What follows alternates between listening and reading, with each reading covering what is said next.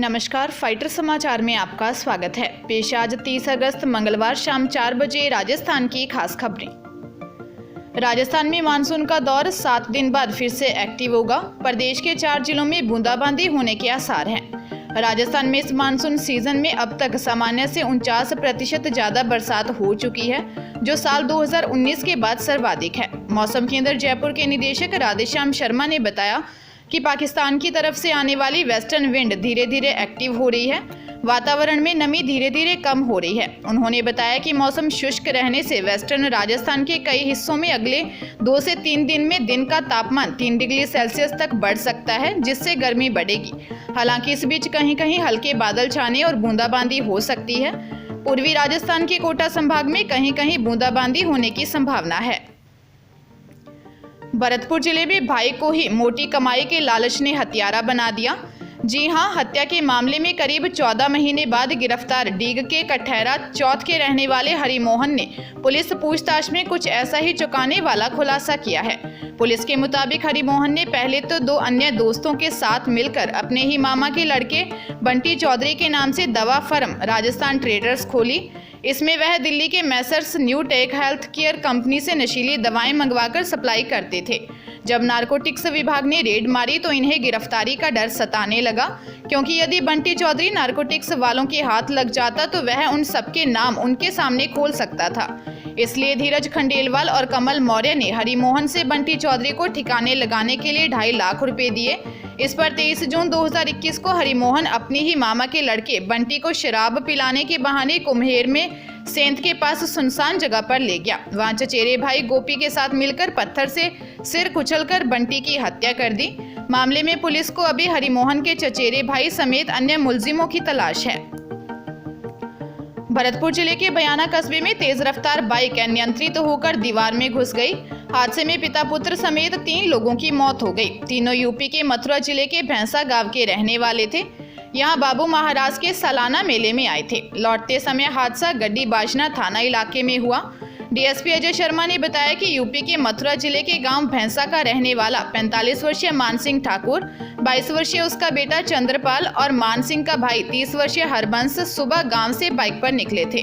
तीनों धौलपुर के बड़ी इलाके में बाबू महाराज के मेले में दर्शन करने गए थे। लौटते समय भरतपुर के गड्डी बाजना थाना इलाके के रामपुरा में मूसे का पूरा मोड़ पर बाइक दीवार से जा टकराई। हादसे में तीनों की मौके पर ही मौत हो गई। जोधपुर जिले में पति से किसी बात पर विवाद होने से नाराज हो एक महिला अपनी बेटी को लेकर शहर के तख्त सागर में कूद जाने के लिए पहुंच गई। वहां मौजूद गोताखोरों ने उसे पानी में कूदने से रोक दिया। इसके बाद महिला के पति को फोन किया गया तो वह बोला कि अभी आने में समय लगेगा। बाद में महिला के भाई को फोन किया तो वह दौड़ा चला आया। वहां मौजूद गोताखोर भरत चौधरी ने बताया कि गत 1 माह के दौरान 15 लोगों के जीवित बचा लिया गया। इनमें 8 महिलाएं, 4 बच्चे व 3 पुरुष शामिल हैं। भरत ने बताया कि एक महिला को अपनी स्कूटी खड़ी कर बच्ची का हाथ थामे तख्त सागर में पानी के निकट जाते देखा। तब तक पुलिस भी मौके पर पहुंच गई। सभी ने मिलकर महिला को रोका और समझाइश की। हरियाणा सरकार ने सोनाली फोगाट की मौत की सीबीआई जांच कराने के लिए अपनी रिकमेंडेशन दे दी है। हरियाणा के गृह विभाग की ओर से गोवा में गृह सचिव को इस बारे में लेटर भेजा गया है। हरियाणा सरकार ने लेटर में लिखा है कि सोनाली फोगाट बीजेपी की लीडर थी और 2019 में पार्टी टिकट पर चुनाव लड़ चुकी थी। इसलिए राज्य सरकार की ओर से इस मामले की सीबीआई जांच कराने की सिफारिश की जाती है। चंडीगढ़ में हरियाणा के गृह मंत्री अनिल विज ने कहा, हमने गोवा के मुख्यमंत्री को सीबीआई जांच के लिए पत्र लिखा है ताकि इस मामले में सभी तथ्य सामने आ सकें। जो भी व्यक्ति इसमें शामिल होगा उसके खिलाफ कानून के मुताबिक सख्त से सख्त कार्रवाई की जाएगी। विज ने कहा कि गोवा पुलिस की टीम जब भी हरियाणा आएगी तो यहाँ की पुलिस जांच में उसका पूरा सहयोग करेगी। जयपुर से नाबालिग लड़की के किडनैप मामले में 2 सगे भाइयों को रामनगरिया थाना पुलिस ने गिरफ्तार किया है। किडनैप नाबालिग लड़की को पुलिस नोएडा से मुक्त करवाकर जयपुर लाई है। दोनों आरोपियों ने नोएडा में किराए के रूम में उसे बंधक बना रखा था। पुलिस फिलहाल गिरफ्तार आरोपियों से पूछताछ कर रही है। डीसीपी ईस्ट डॉक्टर अजीव पचार ने बताया कि मामले में आरोपी दिनेश बैरवा निवासी नयापुरा महोली करौली और उसके भाई शिवराम को गिरफ्तार किया है। दोनों भाई जगतपुरा में किराए के मकान में रहते हैं। 6 अगस्त की शाम रामनगरिया इलाके में रहने वाली 17 साल की लड़की लापता हो गई। पुलिस ने नाबालिग के किडनैप का मामला दर्ज कर तलाश शुरू की। काफी प्रयास के बाद भी नाबालिग का पता नहीं चला तो 5,000 रुपये का इनाम रखा गया। पुलिस सीसीटीवी फुटेज को खंगालने के साथ किडनैप नाबालिग की तलाश में जुट गई। फुटेज में नाबालिग को बहला फुसलाकर ले जाते संदिग्ध कैद मिले।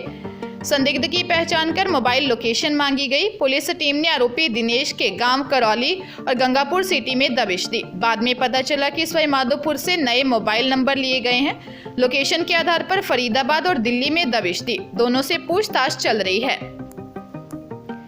जयपुर के नाहरगढ़ थाना इलाके में देर रात एक ट्रांसजेंडर की बेसबॉल बैट से पीट कर हत्या कर दी गई। मृतक की पहचान 48 वर्षीय रमेश सिंह उर्फ रम्मो के रूप में हुई। घटना बगरू वालों के इलाके की है, जहां रम्मो कई सालों से कमरा किराए पर लेकर रहती थी। उसका मकान मालिक के बेटे 32 वर्षीय नरेश सिंधी से विवाद चल रहा था।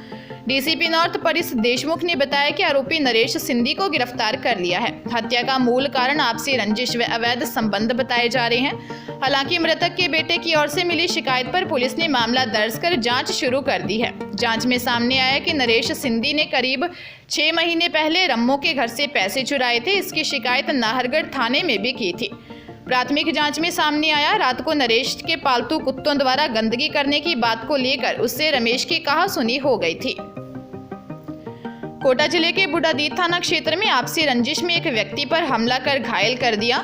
लहूलुहान हालात में घायल को एमबीएस हॉस्पिटल में लाया गया है। बताया जा रहा है कि घायल के बेटे ने 4 साल पहले गांव की ही लड़की से कोर्ट मैरिज की थी, जिसके बाद से लड़की के परिजन रंजिश पाले बैठे थे। घायल के बेटे मनीष ने बताया कि उसके भाई ने 4 साल पहले कोर्ट मैरिज की थी। दोनों से एक बच्चा है। उसके बाद भी लड़की के परिजन उनके परिवार से रंजिश रखे हुए हैं। उसके पिता राधेश्याम खेत पर जा रहे थे। उसी दौरान गौतम, घनश्याम, बनवारी सहित अन्य लोगों ने उसके पिता पर पीछे से कुल्हाड़ी से वार कर दिया। डीएसपी राजेश मलिक ने बताया कि दोनों पक्षों में लड़की भगाने की बात को लेकर रंजिश चल रही थी। मामले की जांच की जा रही है। राज्य एससी आयोग के अध्यक्ष और बसेड़ी से कांग्रेस विधायक खिलाड़ीलाल बैरवा ने सचिन पायलट को सीएम बनाने की खुलकर मांग की है। अब तक गहलोत खेमे में रहे खिलाड़ी बैरवा ने अब पाला बदलते हुए गहलोत की जगह पायलट की पैरवी करना शुरू कर दिया है। बैरवा ने कहा, पायलट को मानेसर से वादों के साथ वापस लाया गया था। अभी जो हालात हैं उसमें पायलट को सीएम बनाना चाहिए। सबकी यही भावना है, मैं भी उसी भावना की बात कर रहा हूं। बैरवा ने चेतावनी देते हुए कहा, अगर इस जन भावना का आदर नहीं करके मनमानी की गई तो पार्टी को नुकसान होगा। बैरवा ने सीएम बदलने पर कहा कि बदलाव तो होते रहने चाहिए, आलाकमान तय करता है, चर्चा जोरों पर है, सब लोगों को विचार करना चाहिए।